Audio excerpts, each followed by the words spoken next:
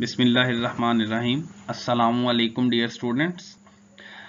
उम्मीद है आप सब ठीक होंगे, खैरियत से होंगे। Chapter number 9 sources and effects of heat energy, lecture number 13 है बेटा।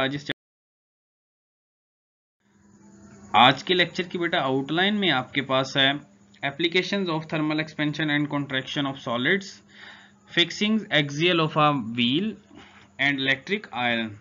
नेक्स्ट आपके पास effects of expansion and contraction of solids in everyday life के बेटा हमारी रोजमर्रा जिंदगी में एक्सपेंशन और कंट्रैक्शन ऑफ सॉलिड्स के क्या असरात हैं। ठीक है, इसमें हम पढ़ेंगे concrete road surfaces, railway tracks and last one bridges.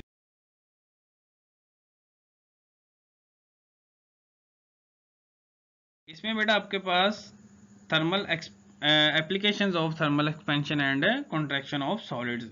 इसमें बेटा जो हेडिंग रह गई है वो है fixing axial of a wheel. कि बेटा हमने देखें कि व्हील का जो एक्सियल है उसको हमने फिक्स किया होता है। किस तरह अब हम फिक्स करते हैं?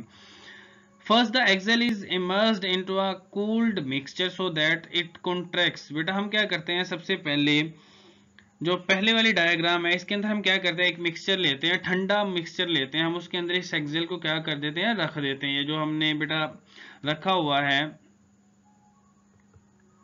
बेटा, ये जो एक्सियल है हमने सबसे पहले हम इसको क्या करते हैं, रख देते हैं इस कूल्ड मिक्सचर के अंदर। ठीक है, the cooled axle is then inserted so that the hub of the wheel. अब बेटा हम क्या होता है, जैसे ही हम एक्सियल इस व्हील के इसके अंदर रखते हैं, इस कूल्ड मिक्सचर के अंदर, तो क्या होता है, ये जितना कॉन्ट्रैक्ट होना जो होता है वो कॉन्ट्रैक्ट हो जाता है।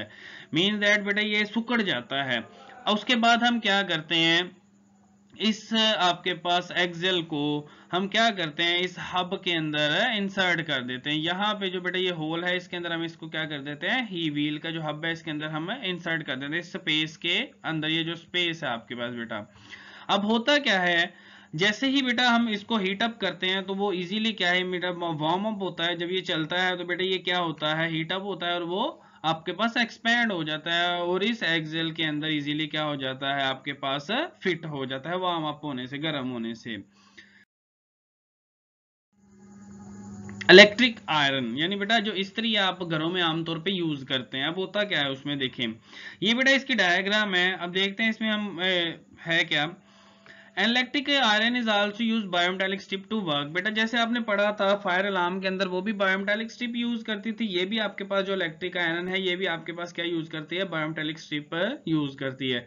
जैसे ही बेटा आप क्या करते हैं, उस टाइम उसके टेम्परेचर को इंक्रीज करते हैं। मीन्स दैट आपके पास जैसे आप बेटा उसके स्विच को लगाते हैं और उसके बेटा जो नॉब है, ये वाली जो टेम्परेचर कंट्रोलर है, ये वाली बेटा जो नॉब टेम्परेचर कंट्रोलर है, यहां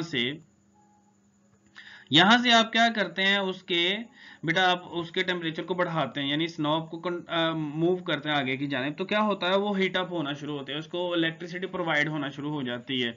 तो क्या होता है बेटा, ये जो बायोमेटालिक स्ट्रिप है ये जो लगी हुई है यहाँ पे, ये बायोमेटालिक स्ट्रिप आपके पास ये क्या हो जाती है, बेंड हो जाती है। बेंड होने से ये बेटा जो लाइट आपके पास ऑन हो जाती है और आपके पास हमें लगता है जो हीट जो आपके पास आयरन है वो बेटा इसी तरह हीट अप हो रही है।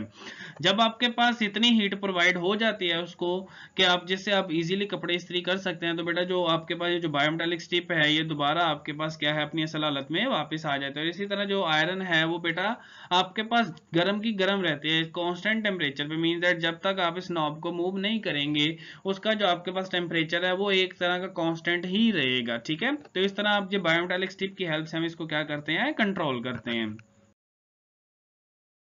नेक्स्ट बेटा आपके पास है effects of expansion and contraction of solids in everyday life की। बेटा हमारी रोजमर्रा की जिंदगी में इफेक्ट्स क्या हैं, असरात क्या हैं थर्म एक्सपेंशन के और कॉन्ट्रैक्शन के सॉलिड्स के, यानी जो ठोस अजसाम है उनके फैलाव से हमें क्या असरात होते हैं और उनके सिकुड़ने से हमें क्या असरात होते हैं।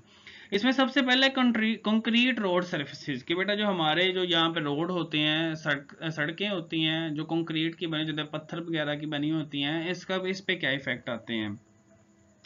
Concrete road surfaces expand in hot days. बेटा क्या होता है, जो कंक्रीट रोड सर्फेसिस होते हैं वो आपके पास एक्सपेंड करते हैं बेटा फैलते हैं गर्मियों के दिनों में। द रोड सर्फेसिस में क्रैक ड्यू टू एक्सपेंशन। बेटा अक्सर आपने देखा होगा कि रोड जो है अक्सर कई जगह से टूट जाते हैं। वो क्यों होता है?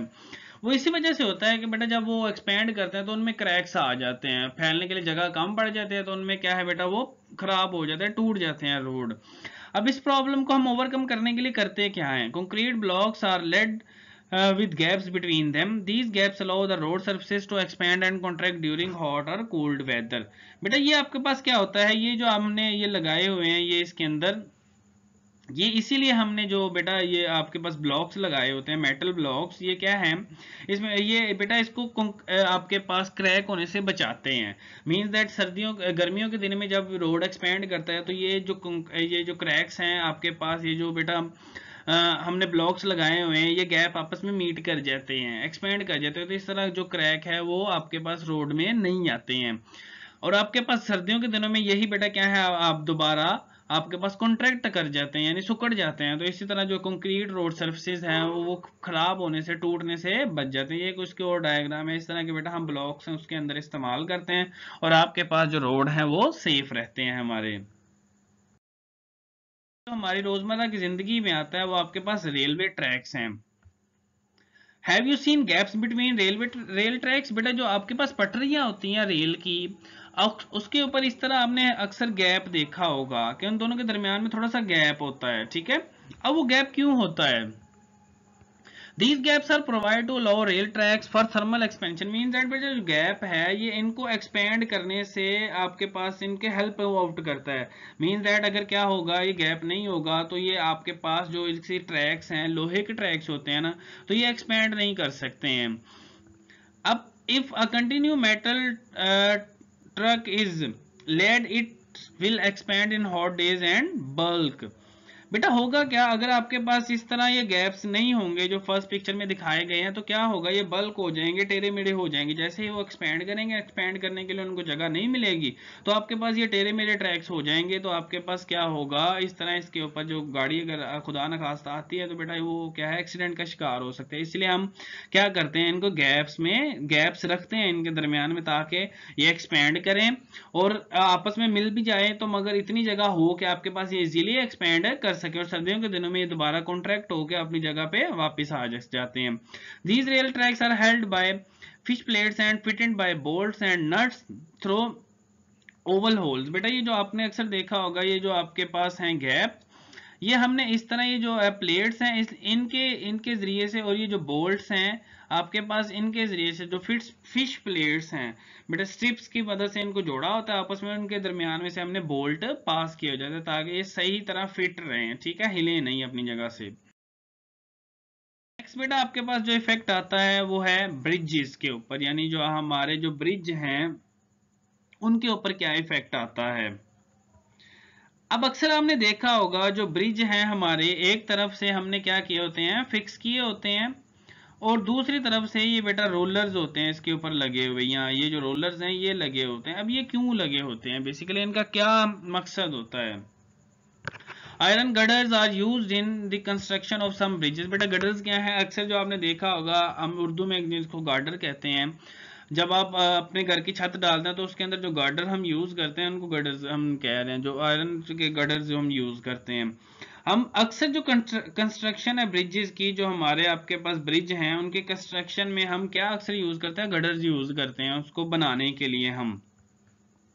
In hot weather these girders will expand and in cold weather these will contract। बेटा जो गर्मियों के आपके पास दिन हैं उनके अंदर बेटा ये ऑब्वियसली लोहा एक्सपेंड करेगा, और सर्दियों के दिनों में क्या होगा, ये कॉन्ट्रैक्ट होगा। अब to overcome this problem roller and slide joints are used in bridges. अगर बेटा ये फिक्स होगा ब्रिज तो ये तो टूट जाएगा, जैसे ही वो एक्सपेंड करेगा तो ब्रिज तो टूट जाएगा।